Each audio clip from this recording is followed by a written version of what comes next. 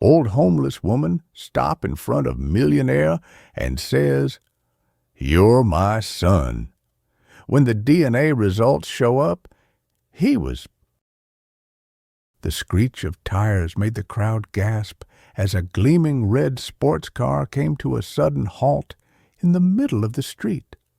A few tomatoes rolled across the road, crushed beneath the expensive tires as the elderly black woman fell backward, her woven basket spilling its contents, carrots, cabbage, and parsley, onto the dusty pavement.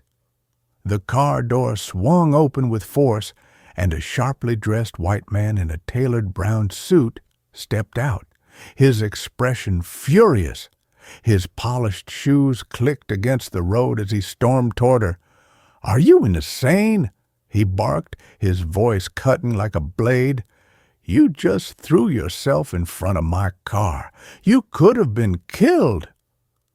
The crowd gathered quickly, their murmurs swelling as they watched the scene unfold. The old woman's wrinkled hands trembled as she tried to gather her vegetables. Her gray hair was tied back in a loose knot, and her tattered shirt bore holes at the shoulders.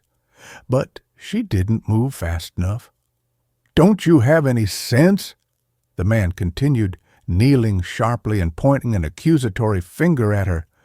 "Do you know how much damage you could have caused?"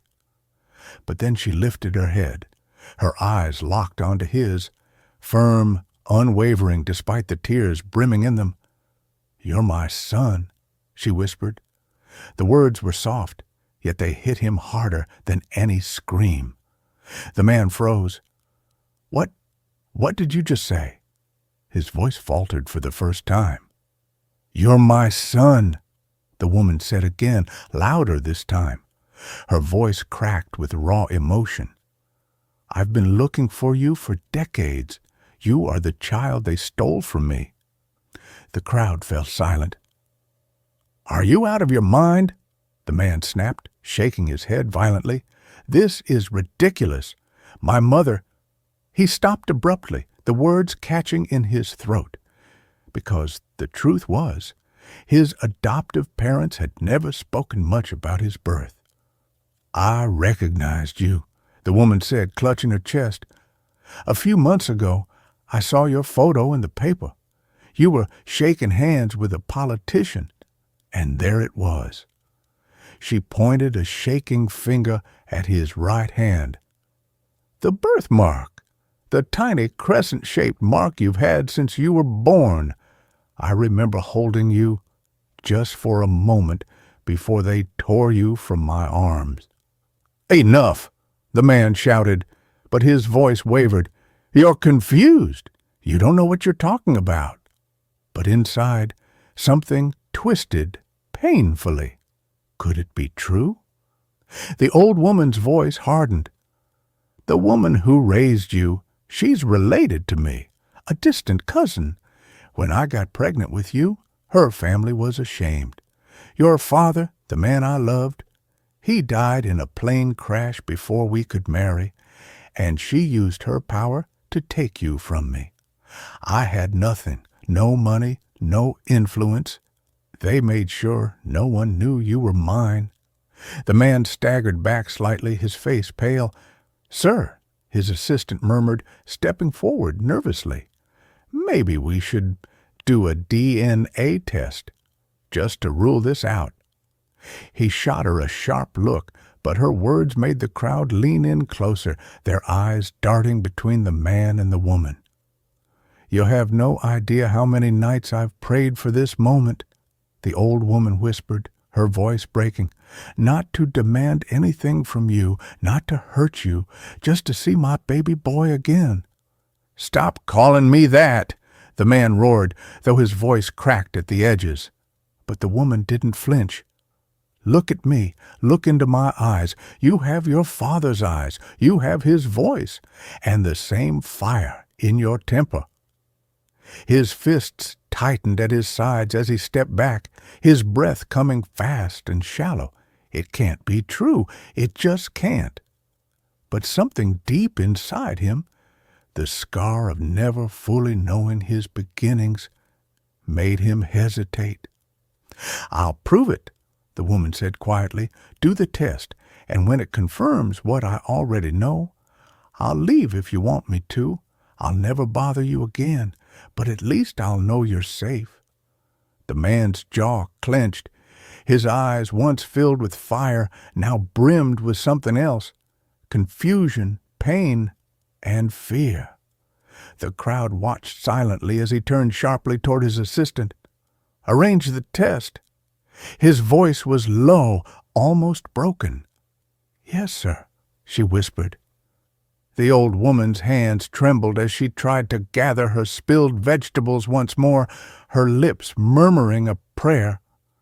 The man stepped back into his car without another word, slamming the door shut. But his heart wouldn't stop pounding. The envelope sat unopened on the marble table, its edges crumpled slightly from where the millionaire's hands had gripped it too tightly.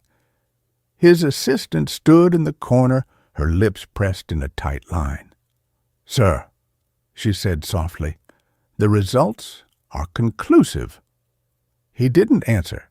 He was still staring at the woman sitting across from him, frail, her back bent from years of hardship, her hands folded neatly in her lap, despite the dirt under her fingernails. The same woman who had stood in front of his car days ago, shouting words that had cracked something deep in him. "You're my son!" Finally, he tore the envelope open. His eyes scanned the paper once, twice, and then they froze. 99.9% probability. The words blurred as his throat tightened. "It's true," the woman said softly, tears welling in her tired eyes. "You're the baby they stole from me." "Why?" His voice cracked, raw with pain. "Why didn't you come for me? Why didn't you fight them?" The woman clasped her hands tighter, her knuckles white. "I couldn't," she whispered.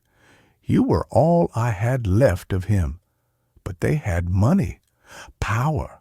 Your adoptive father, his younger brother, loved me, truly loved me." The man's breath caught. "My uncle?" "Yes," she said, nodding faintly. "He was different. He didn't care about color or status. He was going to marry me, even against his family's wishes. But then his plane crashed. He never came back." She paused, swallowing hard. "I was pregnant, alone, and your adoptive father, the elder brother, came to me. He said he'd take care of it.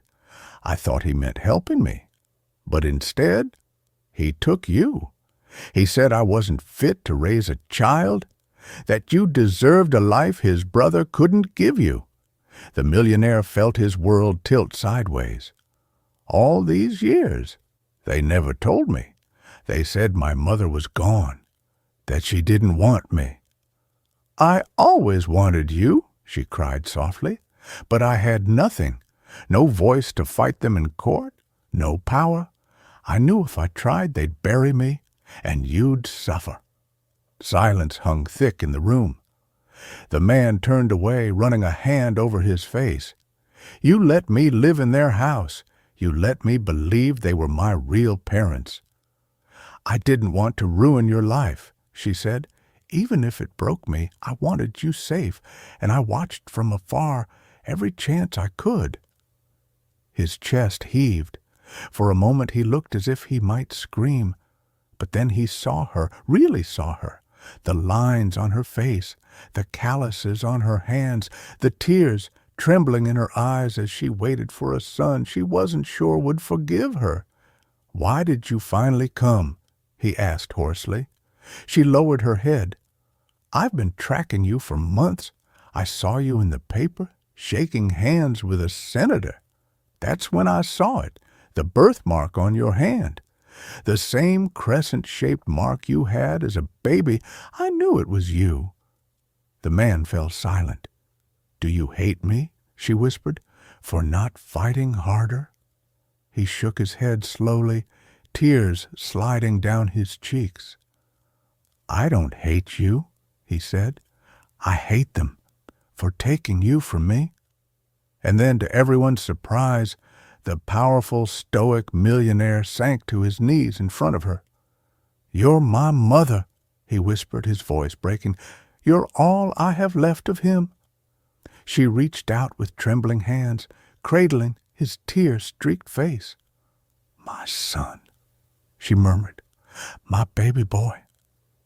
For the first time in decades, she felt his warmth in her arms, and for the first time in his life, he felt whole. The assistant, standing in the doorway, wiped her own tears as she watched the mother and son embrace. The man spoke again, his voice steady this time. "You'll never go hungry again. You'll never suffer again. From this moment on, you're coming home with me." The crowd outside the office, employees, guards, strangers, watched silently as the millionaire walked out, one arm wrapped around the frail black woman who had once been cast aside. She had been homeless, forgotten, invisible. But today she was seen, and she was finally, truly home. If you enjoyed this story, don't forget to give it a thumbs up and hit that subscribe button for more emotional, dramatic, and unexpected tales. And let us know in the comments, where in the world are you watching from? We love hearing from all of you. Until next time, stay kind, stay curious, and keep watching.